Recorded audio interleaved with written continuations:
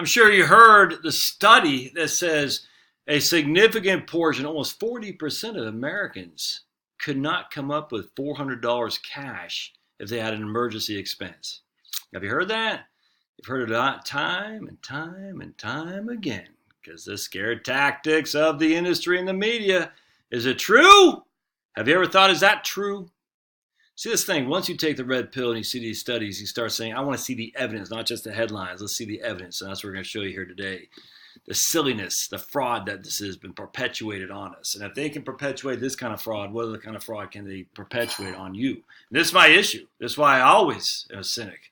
Because I've seen the fraud time and again, the fraud from the CIA about the Soviet Union conquest of the U.S., the fraud about the weapons of mass destruction, the fraud of Bob Mueller of going after the 9/11 people who did not do anything, the fraud of the Atlanta guy, Richard Jewell, fraud all over the place, man, all by the government with academia behind it. I mean, this is what happens. I mean, let's not pretend this does not happen. Academia, the government, big business, it's all. They all do stuff to make themselves look needed and better. And you gotta just deal with it, man. You gotta say, is this true? If it seems a little bit too extraordinary, it probably is. Kind of like they say, if it's too good to be true, it probably is. If it's a little bit too extraordinary, it probably is too. So let's dive into this. All right. So here's a Federal Reserve Board issues report on economic well-being in households. All right. So first thing, I want to play you this see if I can't play it. So listen here just a second. Yeah. Right, I want to go back. Here we go. Asks people across the country how they're doing financially. A key part of financial security is the ability to manage planned expenses, like college tuition, as well as unexpected expenses, like medical bills or emergency repairs. So for you on the podcast, it says, how would you pay a $400 emergency expense? And they're asking 4 people, 3 women and a man, and they're asking that. So listen up. Put it on a credit card. Pull it from my bank account. Pull it from my savings. Did you hear somebody? Someone said, pull it from my savings, and one lady said, put it on a credit card. All right? So 3 of the 4 people said they'd pull it from their savings. One said she'd pull it from the credit card. The interesting thing is, if you keep watching the video, that same lady who said she'd put it on a credit card also works with medical professionals. So she's a professional woman, which tells you, there might be more than meets the eye. So let's read a little bit here. All right, we're going to go down a little bit. And this is dated by May 23rd, 2019. The survey also asks how people would pay for a hypothetical unexpected expense of $400. 61% said they'd pay the expense with cash, savings, or a credit card paid off at the next statement.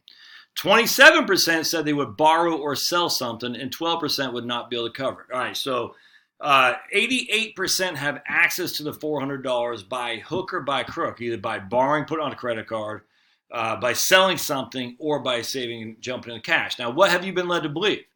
You've been led to believe that they don't have the assets in order to make that expense. Now, the question I have, looking at that lady right there, and we're going to go into this deeper in just a second. She works with medical professionals. She talks about that. Do you think she doesn't have $400 liquidity? Or is it just maybe putting on the credit card is the easiest way for her to do it? Or just look at your old buddy Josh. I have $400 liquidity. If I had an emergency $400 expense, I need new tires the other day. What did I do? I put it on my credit card.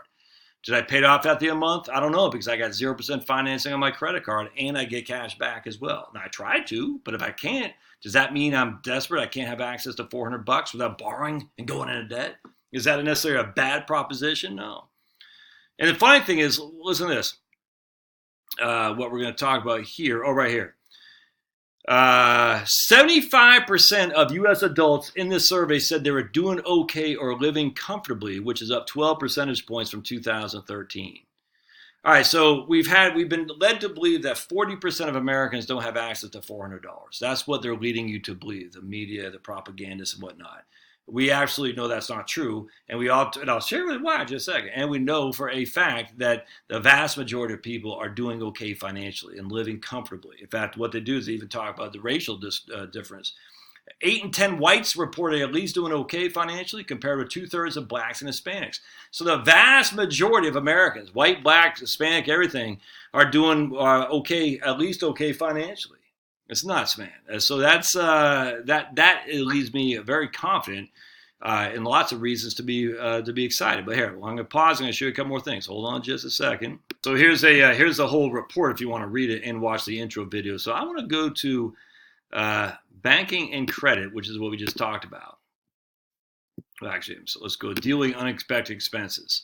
So relatively small unexpected expenses such as a car repair or replacing a broken appliance can be a hardship for many families without adequate savings. When faced with a hypothetical expense of $400, 61% of adults said they would cover it in cash in 2018, whereas, let's see here, 61% use it, which is a 2% increase from 2017. Let's see, among the remaining 4 in 10 adults who would have more difficulty covering expense, the most common approaches included carrying a balance on credit cards or borrowing from friends or family. Now keep bearing with me just a second. 12% of adults would be unable to pay the expense by any means. So 88% of the people have access to the $400 by hook or by crook. Now, let's see. Although so many incurring additional costs for modest expenses disconcerting, it is possible that some would choose to borrow even if they had $400 available as a buffer for other cash expenses.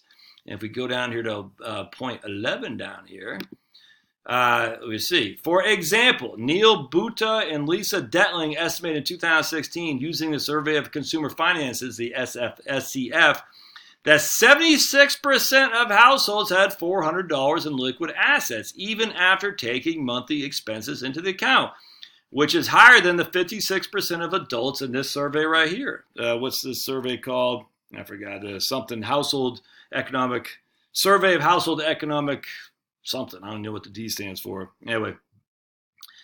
Okay, so again, what these guys say, Neil Buta and Lisa Detling estimate, according to the Survey of Consumer Finances, that 76% of households had $400 in liquid assets, even after taking monthly expenses into account, which is higher than the 56% of the 2016 survey who said they could cover a $400 expense with cash or equivalent. Assessing, all right, so again, okay, and here we go.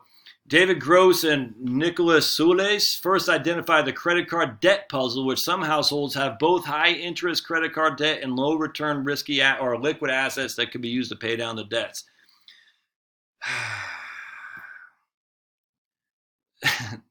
So 75% have the liquidity to pay the expense. 75% of Americans are feeling pretty good financially. Is there a correlation? Unequivocally. So the idea that we've been told that 40% don't have access to $400 to pay an emergency expense is all fake news propaganda. I don't know why they keep doing this. I just don't. I do want to talk a bit about banking and credit, actually, real quick. I don't know if I did this or not. Yeah, okay. So this for you younger folks who might just be starting out. All right, I want to give you an example of how you need to watch out for these banksters. Because I worked in banks. I know how it works and nothing has changed. At least my presumption, nothing has changed. I can almost assure you nothing has changed, even after we saved their bacon. All right, and we saw with Wells Fargo in 2015. I mean, it's just the snakes in the grass from the CEO on down of what they were doing. And yet the people who are following the people who are in the bank branch were just doing what they're told, and they're the ones who got fired, and probably they're gonna will never be in the banking industry again. But the executives all just walked away. It's freaking nuts, man. I haven't seen that at USAA myself. Do what we tell you, or lose your job, and you do what you tell them, what they tell you, and then you're the one on the outside looking in when they do a reshuffling, and they screw you with fake information about your record as a financial planner. Now, this specifically didn't happen to me, but I know it happened to other people. And USA is literally paying millions and millions of dollars. Could not make that. That makes my heart sing. But at the end of the day, that probably did not happen with a lot of these guys at Wells Fargo who are just doing what they're told, or else they're going to lose their job. All right, so let's just say you got $850 at the bank account in your checking account. You got 5 checks out. You just wrote 5 checks. One was for $800 for a mortgage. The other 4 for $75. So you got $850 in the account. All right, $800 is a check outstanding for a mortgage. 4 for $75 each. Your utility, I don't know. You got student loan payment. You got a cable bill and a telephone bill, something like that. All right, so that makes sense. All right, so now You thought you were going to get paid to cover those bills. You're not kiting. You thought you were going to get paid, but for some reason your employer forgot to drop payroll that day. I've seen literally this happen a million times a Sunday. And so now what happens is the bank, what did they do? Because they get these 5 checks in their branch, and they have the opportunity to bounce 1 or to bounce 4. What do you think they end up doing? They bounce 4. All right, so they cover your mortgage. So you only have $850 in the checking account. So they pay that they credit that $800 mortgage. What's called they pay it. All right. The other 4 they kick back. NSF, non-sufficient funds. The other 4 for $75 each. All right, so now the bank is also going to attach a $35 NSF charge to each of those accounts too. So now you're in the hole $140 from the bank for NSF fees. And on top of that, your other industry, your utility bill is probably going to charge you a late fee as well. So let's just say it costs you $200 all told to bounce $150 of checks. All right, and you still haven't paid the bill yet. I mean, you haven't. That's how they get you. Now, people say all the time, well, why did you cover this check so I could bounce 4? I mean, inherently, that just makes you guys more money at my expense. And the bank always says, your highest bill is your most important.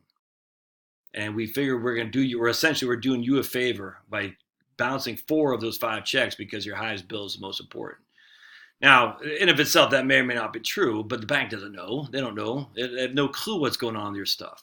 Now, let's just say it wasn't for a mortgage. Let's say it was to send a donation to freaking whatever. You know what I'm saying? The Wounded Warriors. They're going to cover that, even though it says explicitly on the check that it's not for your mortgage. They're always going to cover the biggest one because they can get away with that. They can say, we always think the biggest check is your most important one, so we're going to pay that. And then we're going to turn around and get the NSF fees. And now the funny thing is, if you look at a P&L, profit and loss statement from any bank, NSF fees, non-sufficient funds, play a huge role in that. And it's always on the back of the working people, the lower people, the poor people, the less well-educated financially, always, always, always. I can't tell you how many times we call people every single paycheck. They'd be bouncing 3 or 4 checks. And you're like, man, I can't do this. And a couple times we clear them, basically we just let the check go through and waive the NSF fee. But then they just do it. I mean, at some point you're like, I can't. I mean, you either got to move your accounts or I have to charge it. And some people just didn't care. But you're probably not that person if you're watching this on YouTube. So if you're just starting out, just remember the banks, man, they're evil when it comes to this stuff, man. NSF fees, they're going to eat you alive because that's a big part of their P&L statement. Look, I was a branch manager. I used to get the P&L statement. You see the line items, net interest income, NII. Net interest income is a big, big profit for the bank. And then NSF fees, service charge, what they say. That's probably the 3rd biggest line item with service charges. Stocks, that's crazy. So keep that in the back of your mind. All right, so again, just watch the fraud, watch the banksters, and just stop being so depressed if you are. Absolutely no reason to be. Absolutely no reason to be. All right, we'll see you next time. Oh, don't forget to smash the like button, please. And share this, by the way. Share this so that way other people can hopefully be less depressed themselves.